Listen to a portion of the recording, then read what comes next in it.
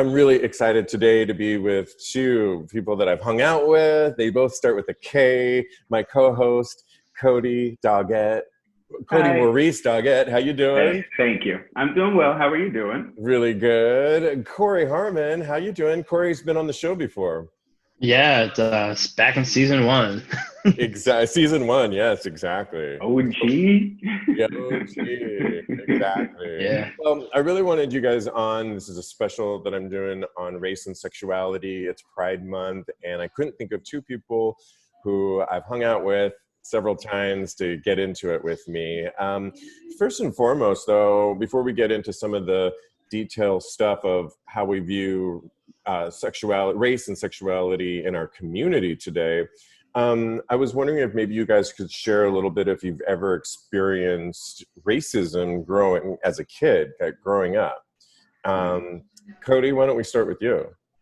Oh, definitely. So I moved around a bunch when I was a kid. I lived in Kansas, which is not the most progressive state in the world, but there you have it. I was jogging. My most prevalent in my mind memory is I was jogging. I was in late middle school, and it was late at night, and I got called a nigger, the N-word, sorry, while I was jogging, and I just turned around and ran back home. And it makes me, I associate that with things that have happened today, and I could have been dead. You just never know what can happen. And it's so crazy because those early memories like that have, I think, have such a psychological impression on us, so much so, that you'd carry it with you all these years. And I can totally only imagine what that felt like. Yeah, it was traumatic. Very, yeah, it's very. Kory, how about you? What's one of your earliest memories? It's funny you mentioned that. My parents, I'm from Staten Island. I went to see them with my husband on Friday, and I told the story of the first time I was called the N-word, and my mother had never heard this story. I was 6 years old. It was in a church. They were doing, I think, either Bible study or choir practice, and I was in this group organization called Royal Rangers, and this white boy is sitting in the desk next to me or across from me, and I still remember his eyes were low. He had a bowl cut, and he's sitting so nonchalantly, and he looks at me and he's like, "Nigger." I'm like, "What?" Wow. And I posted about it when the protest started, that you never forget the first time someone calls you the N-word. And I'm about to be 37. So 30 years later, I still remember it. Yeah. It hits you like a ton of bricks, for sure. I wasn't going to go there right so quickly, but Kodi, a while back when we first met, I think it was after Gay Pride, we were all in a conversation here in my apartment talking just about that topic of, I think it was a group, like a music artist had pulled up, an African-American artist pulled up somebody from the audience. It happened to be a girl in this case. Kendrick Lamar. It was Kendrick. Yeah. And we got into the discussion because he pulled this girl, a white girl, up, and she started doing the lyrics, like singing back to Kendrick. And one of his lyrics is with the N-word, and she actually said the word, and but it's a lyric it's a word in his that he actually says in his song, but a white girl that he brought up came on stage and sang it back to him, and he was putting the microphone in her face type deal, and he actually called her out on it and sent her, down, and I think she was crying and stuff like that. And we all got into a conversation with a bunch of us, Kodi, right? And yeah, and it brought up a lot of things, and I learned a lot in that conversation, I have to say, on how it's. I mean, I knew it wasn't right. Couldn't even imagine ever. But I think the conversation came because it's a lyric within this artist's music. He pulled her up at what point. I already know how you feel, Kodi, about it because you stated, but just curious, Kory, do you think it was the right thing to do for Kendrick to say, get off? Well, first of all, I'm not a fan of the word in general. I don't use it in my vocabulary, but I'm not the vocabulary police. So I have friends who use it who are Black, and they know not to refer to me with that word, but I don't care if they use it around me. Most people who are not Black who listen to hip hop tend to know that if they're going to recite the lyrics, you say, yeah, yeah, yeah, yeah, yeah, yeah, yeah. Yeah. There are so many words that can replace that word. I'm just like, brother, I'm here to let people know if they want a word to replace the N word, come talk to me. I got you. Yeah, in high school, when I didn't know anything, I would say it a lot, and then I was joined a club called African Culture Club, and it got to the point where our teacher like really hit us with why we shouldn't be saying it. So then I started saying ninja instead of. But then I'm like, if I say ninja, is that cultural appropriation of Japanese culture? Now I just the more avoid you it. know. Now you just avoid it. Yeah, probably a good. Or go see Kodi, and he'll tell you what's up. I got a long list, so yeah. I won't waste our time. I want to move on to when the first times you guys ever went out. I was telling a story just as a Latino man when I first started going out, and as a kid, I got called things like beaner and darky because as all these names. And I was telling the story on one of my shows recently that when I finally did go out as a young 20-year-old in San Francisco, that photographers all of a sudden wanted to shoot me, and the same person, the same color skin, but now I felt like they wanted to put me on their club rags, and now I felt like I can look at it now, in some ways I felt like I was exoticized. I'm just curious, the first times you guys as Black gentlemen going out, did you ever feel, what was that first experience in the gay community when you went out, when you may have felt kind of racism, or were you like welcomed in and no one really saw that? Kodi, do you want to go first? When I was like fetishized, kind of, sort of? Or just like when you first started going out, what's an example of the first time that maybe somebody, or did you ever notice anybody, was there any racial bias when you started going out as gay? Okay. Well, my sexual awakening was in Virginia, and again, it's the South. So I grew up with a lot of like, not really segregation, but just like, Blacks over here, whites over here. And there was some intermingling. I got a lot of the preference people, like, oh, this is just a preference. Oh, I don't date Black people because of a preference. And my combat for that now, I didn't know how to combat it back then, is like, where did that preference come from? It comes from systemic racism, basically. So you're talking about, say, even like, say, on the apps when people say, oh, no femmes, no Blacks, that type of Blacks, no Asians. Exactly. Yeah. How about you, Kory? Going out, I never really experienced it too much because I went to a lot of places that were predominantly people of color, mostly Black and Latino places like Crash and Escolita and there's so many other places that are now closed. But like on the apps and on websites from back in the day, like Men for Now and Adam for Adam, all the time I would get, oh, what are you? Because I, like, even now people think I'm Dominican, but I would tell them like, oh, where from Latin America are you from? And I'm like, I'm Black. And immediately, the minute I say I'm Black, they're no longer interested. Yeah. Or one instance, I hooked up with this dude that I met at the gym, and the first time was great. We did it again, but the second time, he's like, oh, I just love your beautiful brown skin. And it made me feel icky. Yeah. I was like, what? Like you're in an Indian RE song or something. Yeah. The subject. Yeah. And I was just like, I don't know how I'm supposed to feel about this. And I was young. I was like 20. And like now I get it. Now I'm like, wow, I'm just this figure. Like I'm just the BBC, which is no longer acceptable, y'all. We don't accept that anymore. BBC. Okay. Because no one's Educate referring me. to, no one is saying any other type of ethnic background in reference to someone's penis. No one says Got BWC it. Big or black cock. IC for Yes. Indian. Like no one says that. They Yeah. only do it for black people. Yeah. So we're not accepting BBC anymore. You can say big dick, you can say big penis, big cock, whatever. About this? Take the skin color out. What about this? Because sometimes I get people, in fact, recently I had somebody say, oh, I love your smooth skin.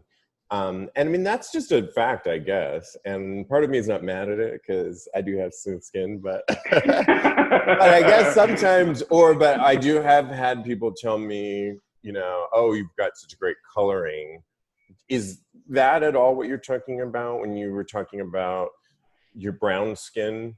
It's how it was said. Okay. He said it in such a way that it was so objectifying that it made me feel gross.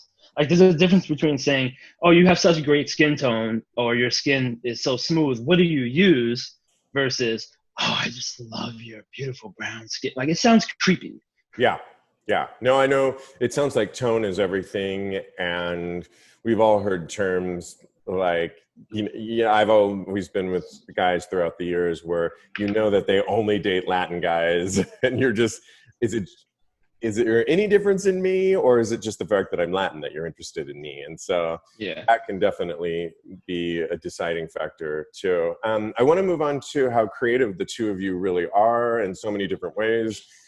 Kodi being a really phenomenal singer, and Kory, you recently were Mr. Rock Leather Bear. I always get that wrong. What is it? Mr. Rock Bear 2019. Mr. Rock Bear 2019. Okay, well, I'm just curious. Let's start with you, Kodi. As a singer and pursuing your career in singing, have you experienced any racial bias in that area when you've either gone out for castings or just putting out your work?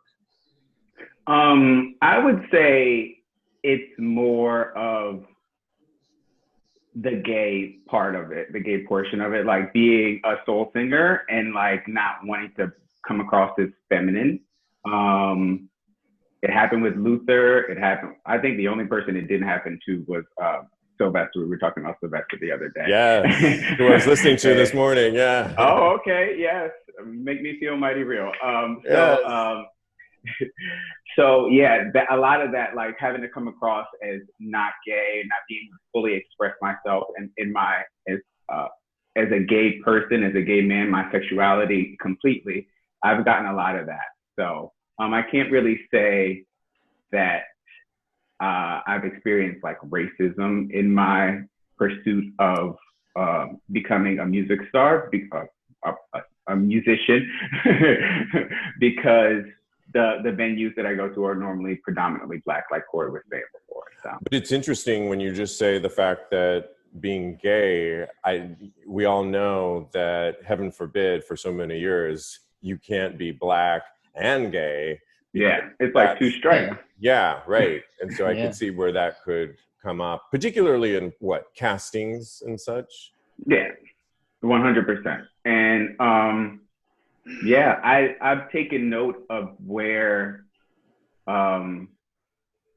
actors and musicians have gotten almost blacklisted because they're out now. So they don't get as many roles or as many offers as they would if they weren't out. So which is a shame, because the human experience and what they can bring to a role is not about that only. It's about what their humanity. So right. Yeah. Kory, it seems in the time I've known you and being Mr. Rock Bear 2019, you've gone sort of your own path. And would you say that the leather community in a lot of ways has really just embraced ethnic diversity and so well, in light of everything that's currently going on, there have been a lot of call outs within the leather community. Really? honestly within every community. Like, Yeah, right. I think with the pandemic hitting and then the murder of George Floyd and then the protests, everyone being stuck at home were like, I'm going to show my true colors. And then they're shocked, like, oh my God, people are screenshotting this and they're calling me out. What do I do? And it's upsetting, but I'd rather know about it than not know that, someone at my table is secretly racist.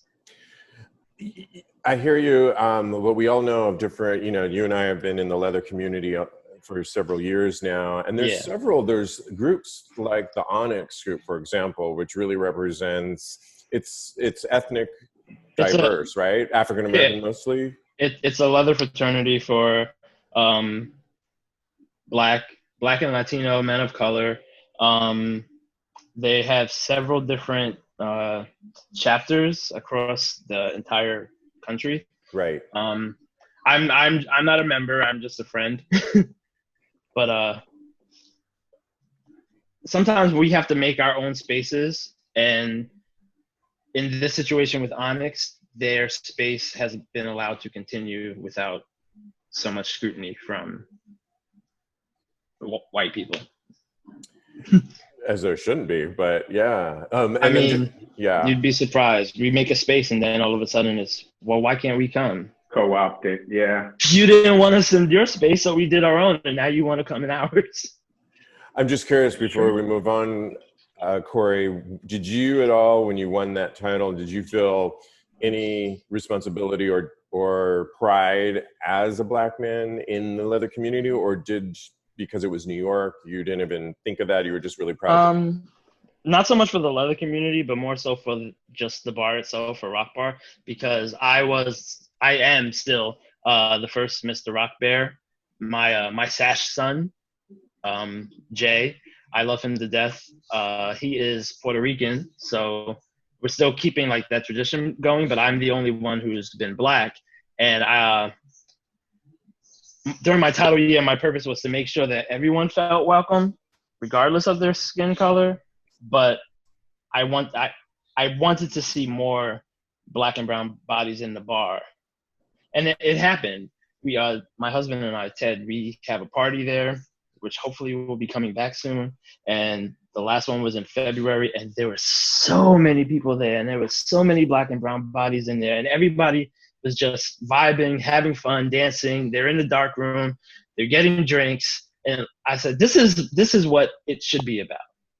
I love it. Kodi, we're gonna have to make sure we make it when bars open. I know, right? Yep. Yeah. I can't wait. Our black and brown asses in there. I want to end on just relationships, and I know, Kory, are you married now or engaged? Our 1 year marriage anniversary will be in September. Congratulations, that's awesome. I'm just curious, Ted is white or? He's white passing Puerto Rican. White, I love it. And prior to that, did you date Latin? It didn't matter? I mean, my ex was also Puerto Rican, but I dated whoever I found attractive and or interesting. Yeah. Because while I was single, I went on a couple dates with several different types of guys. I've been an equal opportunity as well. I've really had I think though, for me personally, for years and years, and talk about what you guys both talked about, examples, being called the N-word, even for me, there was a lot of things that I had to overcome that I'm still can recall, just being called Beaner and Darky, and that did play a lot on me. And for a long time, did we lose Kory? Oh, we didn't. I thought we lost you. It shut off for a second. For a long time, I think I wanted to, when I was a kid, be white almost and like scrub the brownness off. And I had to really, through college, I took Chicano studies and I hung out with almost only Latinos. I went the other extreme and I marched in Indigenous Peoples Day. And I found myself drawn to Latinos as I'm older. But again, I'm open to all. It's just interesting how a lot of those early examples can really affect your mental state. If you don't do the work, they can have a large impact. Kodi, I'm just curious with you, the types of relationships you've been in, that, you know, do you have a type that goes only for other Black men, or are you open? I mean, I know the answer. So I'm half Puerto Rican. So I grew up around like Puerto Ricans all day, every day. So that was I think when you grow up around a certain type of person and a certain look, that's what you're attracted to first. And then as time goes by, well, for me, I can't speak for everybody, you broaden your horizons. And that's where I feel like I am now. It's like, come one, come all, basically. Emphasis on the first word. Come on. But come correct. Okay. Yes. I wholeheartedly agree with that. Yeah. So the last guy I dated, that we talked about on the live show, he was Asian. So and he's beautiful to me. So he still is. Yeah, it's funny. It's funny. You know, one of my first long-term boyfriends of all time, we're best friends to this day, is Chinese American. And for the longest time, I could always remember people would see me and I didn't know you were into Chinese guys or Asian. And I thought, well, I'm into him, if that means, and I'm hoping some of that changes, that you don't, just because you see somebody with somebody doesn't mean, I didn't know you're into short guys or into tall guys or into, you know. It seems absurd to me that you can say that you're not attracted to an entire race or type of person. It doesn't connect with me. So I really don't understand it. So yeah. Kodi, Maurice, Doggette, and Kory, is it Nieves Harmon? Nieves Harmon. Nieves Harmon. I want to cheers you both. Thank you for sharing. Cheers. Cheers, guys. Thank you for having me. Thank you for having me.